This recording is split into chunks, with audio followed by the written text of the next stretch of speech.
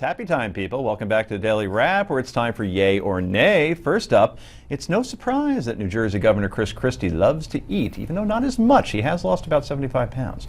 But you may be surprised by just how much money the governor spent on snacks at NFL games over 2 seasons. According to New Jersey Watchdog, the governor spent $82,000 of taxpayer money on snacks at MetLife Stadium during the 2010 and 2011 seasons, averaging out to about $1,500 a visit. He's a Cowboy fan. Should New Jersey residents like me have to pay for Christie's snack habit? Yay or nay, Rick Unger? Nay. I mean, what was he thinking? Let people get their own snacks if you're spending taxpayer money, Right. Or spend your own damn money on it. Let me inject something. We're not there with them having fun. For a second. I've been to MetLife Stadium, the old Giant Stadium, and when you're in a luxury box, you can entertain 30, 35 people. Right. So it sounds like a lot, but when you break it down, it's pretty much what the average bill is. In other words, but the way the media portrayed this was that he ate $82,000 worth of snacks. And that's a shame. And it's a shame, he wrote a great op-ed in today's Wall Street Journal about his plan for the economy. He has a lot of great ideas, and it's a shame that this type of stuff is all we talk about when we talk about him now. He no longer is a runner, really. I guess we're contradicting ourselves because we're talking about it. Yeah. There you go. Bradley?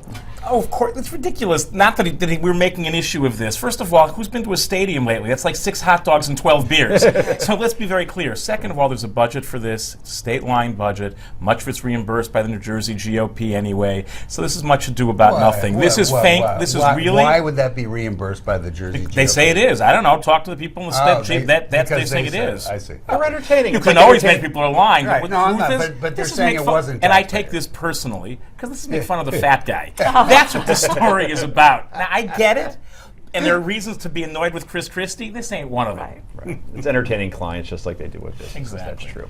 An Oregon science teacher arrested for allegedly using a Tesla coil to burn the phrase "I love mom" into his students' arms. We have some tape, I think, of this. Some students are stepping up in their teacher's defense, saying the students went up voluntarily, with some students competing to see how long they could stand the coil. No students were injured. The teacher has been charged with first-degree criminal mistreatment. More on that from Heather in a moment. If convicted, he could face up to 5 years in prison and has a $125,000 fine for each count. Is the science teacher guilty, Heather Hansen, yay or nay? It certainly seems that way. I mean, this type of behavior in school, it's just unbelievable to me what these teachers are doing. We need better teachers. He's experimenting. It's science class. Oh, good. Human experimentation.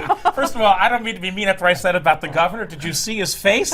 I mean, it's not hard to believe. No, the reason you know it's a real abuse is the number of students who step up and say, he did nothing wrong. And that's how you know it's not just about hurting their bodies. It's an abuse of power. Or they thought it was people cool. who are abused that way often want to cool. defend their abuser. No, this was completely wrong. I'm sure at the time they thought it was cool. I'm not defending them because it's bizarre, but you can make that same argument then for somebody who does tattooing. No, I could make that same argument for someone who has a position of power and tells other people to get tattooed. Well, either way. He didn't make them. He doesn't have to make them. That's what it means to have power. You have influence, comes to that power. That's why you're the teacher and they're the students. Sorry, that's what teaching's about. Can I do a heart in your arm before we leave? Well, you're a little different, but maybe. Either way, this is just one more argument against common coil. I just thought that up, I swear to God. Yeah, no. A new record was set yesterday in the art world when one of Picasso's Cubist masterpieces, Women of Algiers version, is that O or 0? The prompter won't tell me, and I don't follow art, so clearly this is transparency at its finest from your anchor. Sold at Christie's for over $175 million. The lucky buyer is still unknown. Would you pay $179 million for a painting, Brad Hirschfield? I would like to have the option. Well, and if I'm honest, I think if I had the option, my answer would be very different. very good. Heather?